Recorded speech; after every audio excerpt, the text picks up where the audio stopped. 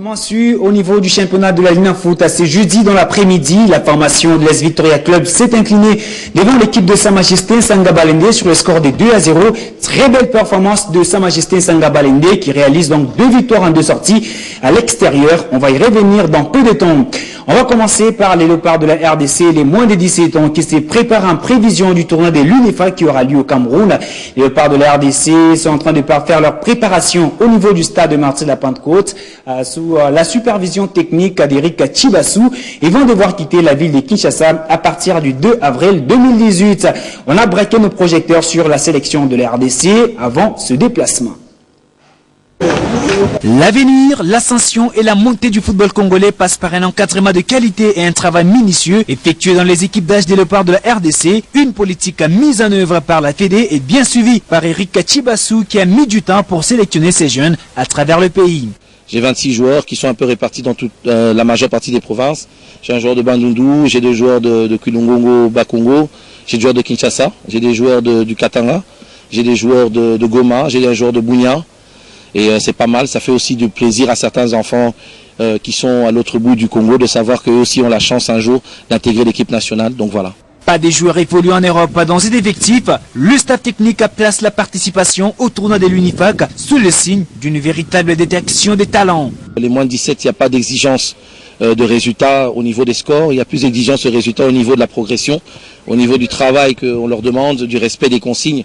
On a envie de préparer le futur de notre football congolais, donc il faut déjà qu'on corrige pas mal habituer nos enfants au niveau international et de corriger au niveau des lacunes. Donc nous, notre but d'aller là-bas, c'est d'apprendre d'abord, parce que aussi il ne faut pas faire de miracle en une semaine comme d'habitude. Tous ces jeunes d'Europe, parfois quand ils viennent ici, il y aura un problème d'acclimatation. Donc moi je veux créer déjà une base de joueurs ici, une base solide avec des joueurs locaux qui auront déjà appris certaines... parce qu'en fait, un joueur européen, quand il vient, parfois l'erreur qu'on fait, on les fait rentrer dans des sélections et ils ont d'autres codes. Ça veut dire que lui, il sait que si moi je bouge comme ça, François doit bouger comme ça, Albert revient comme ça. Donc ces joueurs-là ont une certaine avance au niveau de la formation. Donc moi, mon but déjà, c'est que ceux qui sont ici, leur monter un peu leur niveau d'exigence au niveau de la formation. Comme ça, quand tu vas faire venir les ceux d'Europe, ils n'auront pas de retard par rapport à cela et l'effectif pourra monter. Parce que c'est très difficile aussi de faire venir des gens d'Europe qui ont 15 ans, 16 ans au Congo. C'est pas évident. Sollicité pour intégrer le staff technique et encadrer les gardiens, l'ancienne gloire du football congolais Robert Kidiaba Mouteba n'a pas hésité. Un véritable accomplissement pour sa carrière et doit apporter son vécu en tant que footballeur aux jeunes. Moi, ce que je vais apporter à ces jeunes gens, c'est mon savoir-faire et puis mon expérience en tant qu'ancien gardien des Léopards et puis en tant qu'ancien gardien de Mazembe, de leur apporter mon expérience, tout ce que j'avais fait dans ma carrière, pourquoi pas eux aussi. Oui, c'est l'accomplissement de ma carrière parce que j'avais ça toujours dans ma tête. J'avais dit que un jour, dès que je vais prendre ma retraite, je vais donner mon expérience aux jeunes gardiens. Battu sur les scores des 2-0 en amical ce mercredi par le FCMK qui prépare le tour de cadrage de la Ligue nationale de football, les léopards U17 de la RDC ont laissé de très belles impressions. Le groupe est actuellement composé de 28 joueurs et sera réduit à 20 dans les heures qui suivent avant le déplacement vers le Cameroun prévu le lundi 2 avril 2019. Allez, très bonne préparation pour les léopards U17 de la RDC et le sélectionneur Eric Chibassou est très rigoureux. Il ne veut pas que ses ouailles soient distraites au niveau de cette préparation. Les léopards U20 de la RDC, quant à eux, se sont déplacés pour Dar es Salaam en Tanzanie. Ils seront reçus à partir de ce week-end par les Taifa Stars de la Tanzanie dans le cadre de la manche allée des éliminatoires de la Coupe d'Afrique des Nations, Niger 2019. Et le match retour se jouera quelques semaines plus tard. Ce sera ici à Kinshasa, au stade de Martyr de la Pentecôte. Je ne pense pas quitter maintenant le Standard de Liège. Je suis très épanoui au sein de cette formation. Telle est la déclaration de Christian Luindama, l'ancien joueur du TP Mazembe et de Sa Majesté Sanga Balende de la RDC, qui est sur une très très bonne trajectoire avec la formation des Standards de Liège. Pour lui, le plus important, c'est d'abord créer des très très belles impressions. C'est d'abord progresser avec la formation des Standards de Liège, club avec lesquels il est en train de faire des merveilles au niveau de la Jupiler Pro League.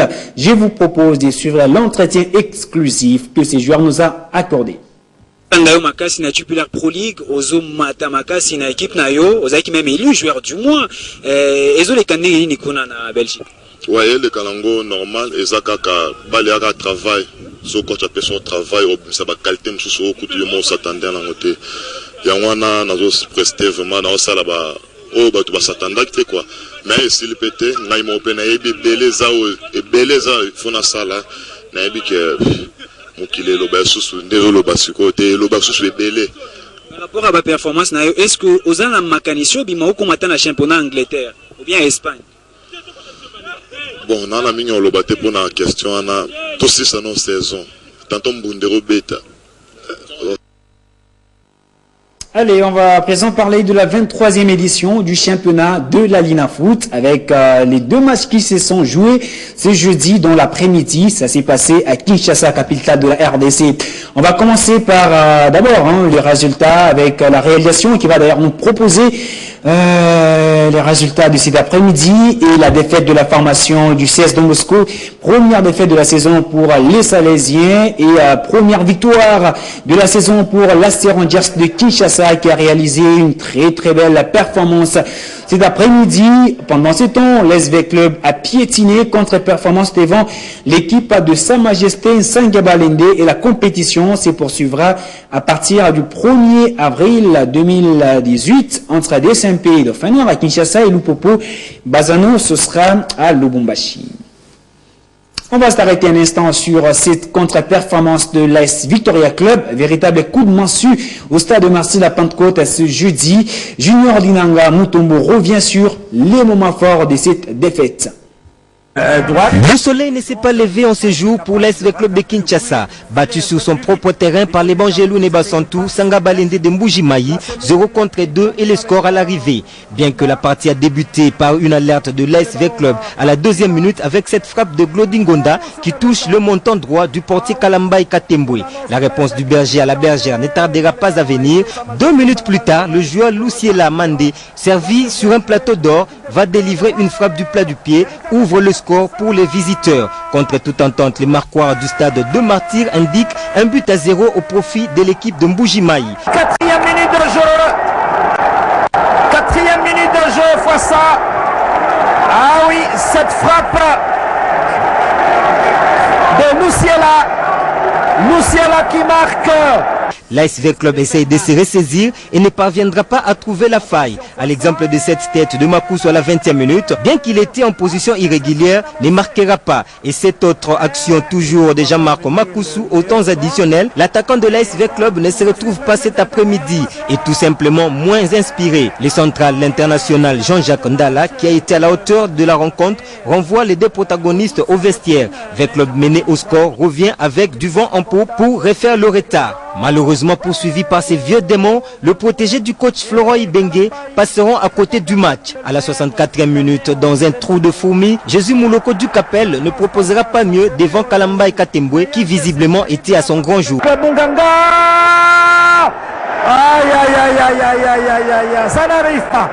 À la 69e minute, Makusu à quelques centimètres près de l'égalisation de la tête, il manque l'immanquable. Petit à petit, les chances du club de Kinshasa d'égaliser s'éloignent. Un vrai club sans âme et qui a évolué avec une seule jambe, asphyxié, le portier Nelson Lukong va prendre de l'eau et encaisse le deuxième but à la 79e minute grâce au joueur Isaac Amoa. 2-0 à l'issue de cette rencontre. Le rouge et or de Mbujimayi s'impose certes à Kinshasa, une victoire méritée à l'image de leur rencontre. L'équipe du gouverneur Ngoïka Sanji s'empare de la première place du classement avec 6 points en raison de 2 sorties.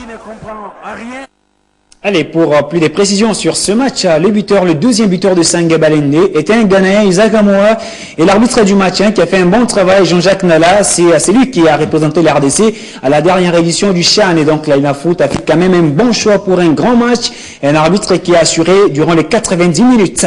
On va cette fois-ci s'arrêter sur ces résultats. Eh bien, notre peso du CS Don Bosco, défaite de Salésiens. On va d'ailleurs vous proposer ces images de la défaite de la formation du CS Don Bosco devant la formation des l'Acer Rangers des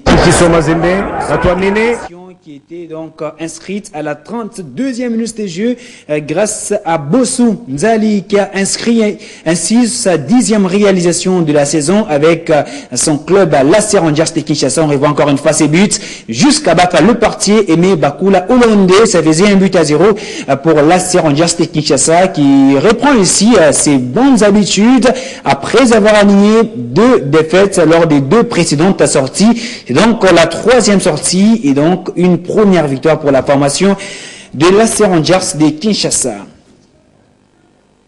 Et voilà donc, hier c'était la suite de la compétition avec la première défaite de la saison pour le FC Saint-Louis-le-Popo dans cette phase des playoffs. Les Cheminots qui se sont imposés sur le score d'1-0. Et le fait marquant de ce match, c'était le retour sur les bancs de Viette de l'entraîneur Bruno Blas, l'Ivoirien qui est rentré dans ce pays pour régulariser ses documents. Et revient sur la prestation de son club, le FC Saint-Éloi-le-Popo, au micro de David Ndala. Un discours simple, un discours motivateur. Et puis on a essayé effectivement de les pousser à la victoire, c'est ce qui s'est fait. Voilà, mais on a gagné, on a fait une bonne première mi-temps, maîtrisée, on a arrêté beaucoup de buts. Et en deuxième mi-temps, le jeu s'est un peu étiré, on a reculé, et puis on a un peu subi. Voilà. Et puis physiquement, j'ai remarqué des lacunes. Bon, voilà, on va essayer de corriger ça. Moi j'avais confiance. Le Popo, c'est un grand nom de ce pays. C'est vrai qu'on sort d'un nul comme dans Bosco, donc il fallait remotiver les garçons, c'est ce qui a été fait. Et puis, Inch'Allah, la victoire était là. Mais il y a beaucoup de lacunes, il y a beaucoup de failles, mais une bonne première mi-temps maîtrisée. De bout en bout, on a beaucoup de ratés, surtout Héritier Makambo.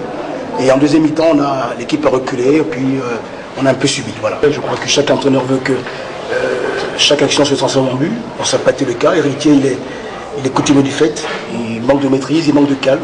Et puis devant le but, il rate beaucoup. Pour l'attaquant, c'est rédhibitoire. Bon, voilà, donc on a eu 3 points. Je crois que d'abord, ce qui est important, c'est que le moral revienne. Ce qui a été fait, là, l'équipe devait être. Je reviens, mais j'ai fait des constats, mais ce constat-là, je le garde pour moi. Ce qui importe aujourd'hui et ce qui est intéressant pour nous, c'est qu'on prenne 3 points à l'extérieur. Je crois qu'il y a un de vos amis qui l'a dit. Bon, voilà, donc on a 4 points, on n'a pas encore perdu, mais simplement, il va falloir encore. Le Popo doit revenir à son niveau d'antan. À présent, mesdames, messieurs, halte assure le classement partiel de la compétition. On va jeter un coup d'œil, puisque les choses ont vraiment bougé, puisque Sa Majesté Sanga Balende se pointe en première position avec 6 points. Bonne différence de plus 4, 2 matchs joués. Dauphin Noir vient de doubler le 16 de Moscou et monte à la 2e place au classement partiel. L'équipe de Guy Boukassa à 4 points avec une bonne différence de plus 1. La 3e position est occupée par les Salésiens, battus ce jeudi.